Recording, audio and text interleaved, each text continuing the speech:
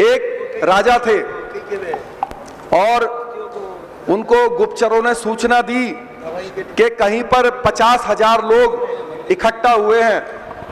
तो जब गुप्तचरों ने सूचना दी तो राजा साहब ने पूछा, भाई 50,000 लोग इकट्ठा हुए हैं, किस लिए हुए हैं? तो उन्होंने बताया कि वो लोग अपना कोई त्योहार, फेस्टिवल मना रहे हैं और नाच गा रहे हैं। तो राजा साहब बहुत खुश हुए, उन्होंने अपने जो है गले से हीरो का हार उतारा, कहा ये लो, ये जाकर उसमें बांट दो, दे दो, तो और भी उनका कार्यक्रम बहुत और अच्छा होना चाहिए।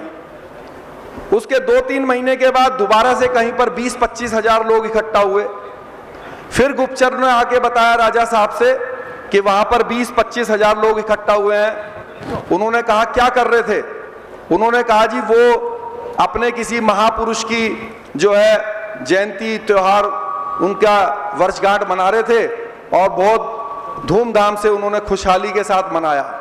राजा साहब ने कहा कि जो भी कमी पेशी हो उसमें आप भी उनकी मदद कर दो। उसके बाद 2-3 महीने बाद गुप्तचरों ने फिर सूचना दी कि 1,000 लोग इकट्ठा हुए हैं। तो उन्होंने कहा किस लिए, कहां पे?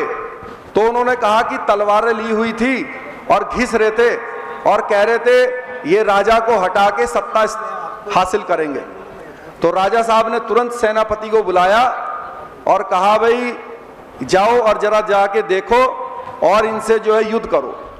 तो जो महामंत्री था उसने कहा राजा साहब जब 50,000 लोग इकट्ठा थे तो आप चिंतित नहीं हुए, जब 25,000 लोग इकट्ठा हुए तब भी आप चिंतित नहीं हुए, और अब पता है कि 1,000 लोग इकट्ठा हैं तो आप इतना चिंता में हैं। तो उन्होंने कहा बेवकूफ महामंत्री, वो लोग डांस करने के लिए इकट्ठा हुए थे, ये सत्ता से हटा के मुझे सत्ता हासिल करने के लिए इकट्ठा हुए हैं। तो आप लोगों को ये तय करना है कि आपको अपनी गिनती सिर्फ जो है डांस करने वालों में और टाइम पास वालों में करनी है, या फिर नया रास्ता चुन के सत्ता कैसे हासिल हो उसमें आपको उस रास्ते पर चलना है।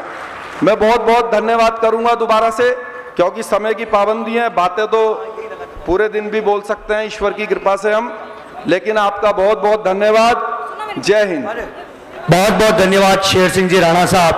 आप सभी की एक बार जोरदार तालियां, यहाँ काफी प्रबुद्ध जन हमारे बीच में।